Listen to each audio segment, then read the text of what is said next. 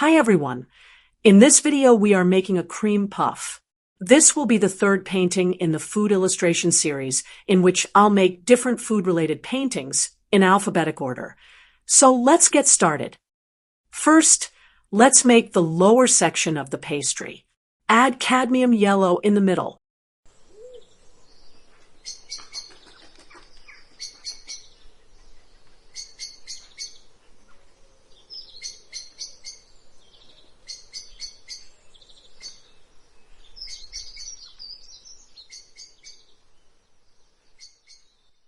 Now, apply a mixture of burnt sienna and yellow ochre on rest of the area while the yellow is still wet.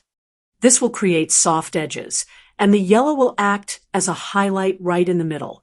Since the top and bottom get a bit darker and crispier from the heat, we'll apply a different color to represent that baked texture. While I'm painting this section, here's a fun fact about cream puffs. They are popular in many places, and even though most of the time they are considered to be sweet, did you know that in some parts of the world they are eaten with savory fillings? They are made with the same choux pastry but without added sugar, and instead of cream, they have other fillings like cheese or seafood. I would love to hear from you. Let me know in the comments, have you ever tried savory cream puffs before?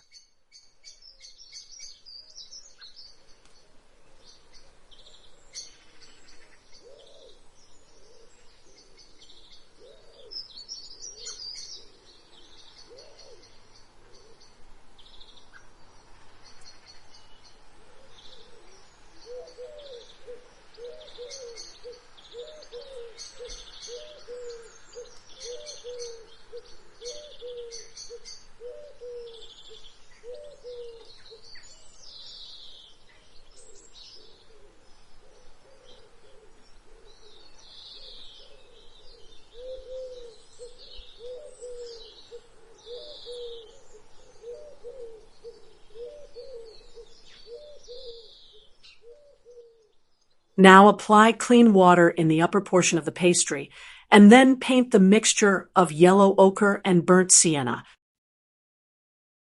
Here, I'm leaving some of the area unpainted to represent the icing sugar. Dab in the paint, and leave some places to show the white of the paper. As we are using wet on wet technique, it will help to create softer edges. If you want to experiment, there are other ways to create the look of icing sugar. For example, instead of leaving unpainted space, you could paint the entire section, add different layers, then let your painting dry completely, and then add small splatters of white opaque paint with a brush for a more random look. Another option could be to use a white gel pen or even a white colored pencil to make small dots of different sizes on top of the dried paint. I really like how it turns out when we leave a few spots unpainted.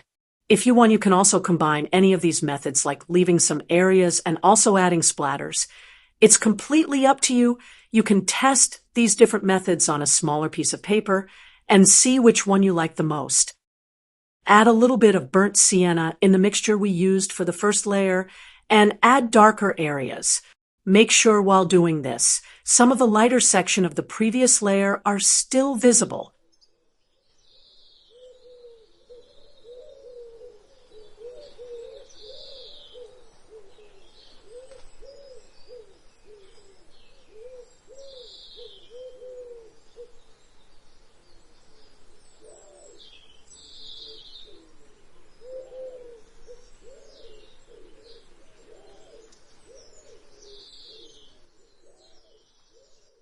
Soften these edges with a clean, damp brush.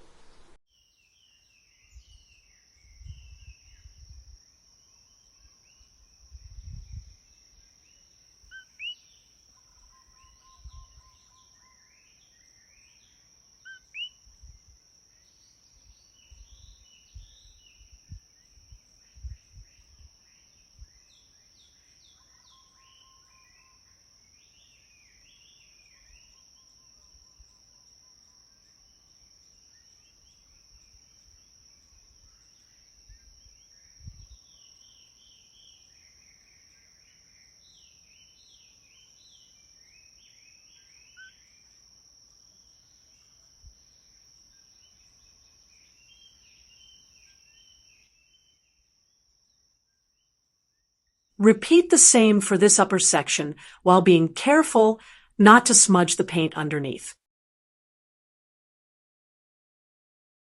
Here I'm dabbing in the paint, leaving gaps in between, and also adding few darker dots on the side. For both of the sections, I have tried to make the darker areas a little bit curved to make them feel more three-dimensional.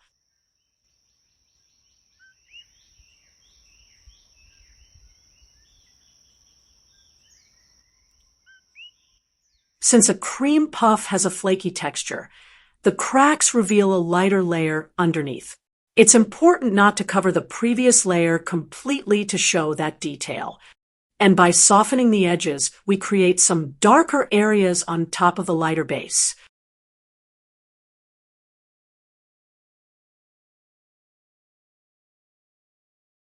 While doing this, make sure your brush is clean and slightly damp.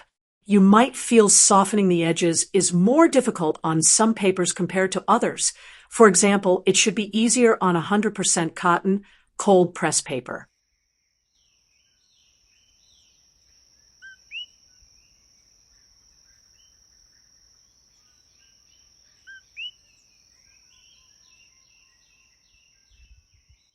Now add a little bit more burnt sienna in the same mixture and enhance the darker areas.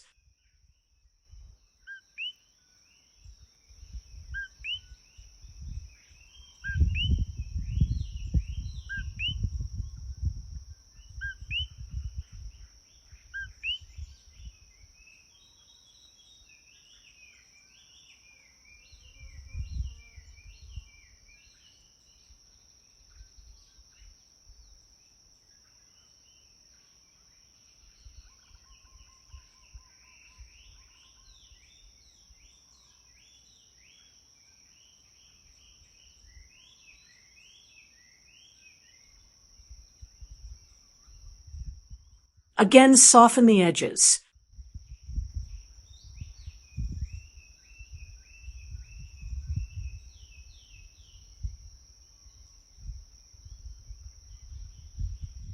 If your paper tends to dry faster and you find it difficult to soften the edges, here's a good trick.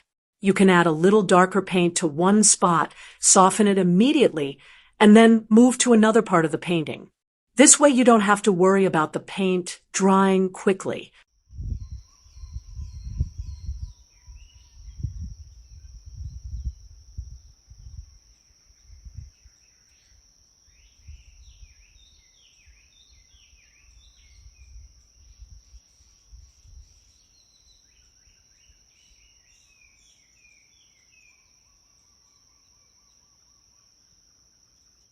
In the middle, add a little bit of cadmium yellow.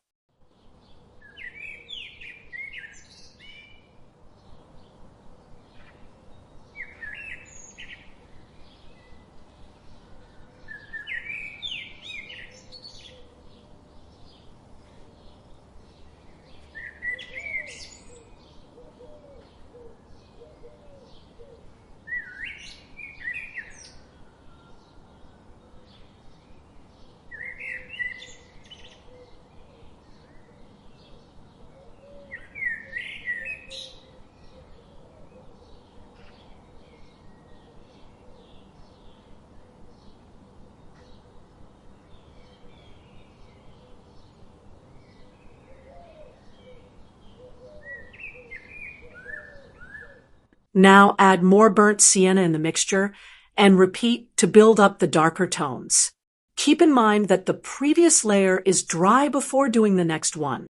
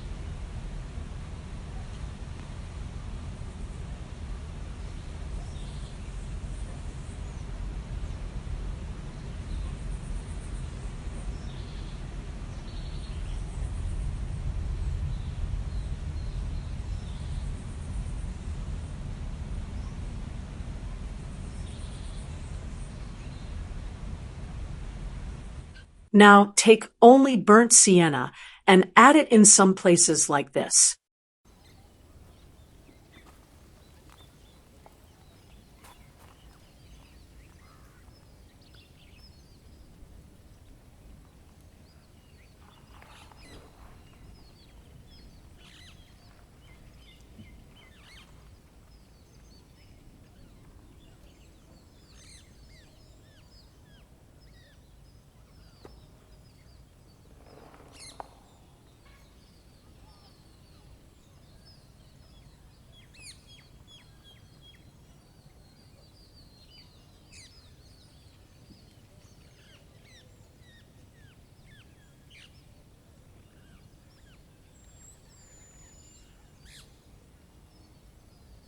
Now to add shadows for the cream, mix cerulean blue with Payne's gray.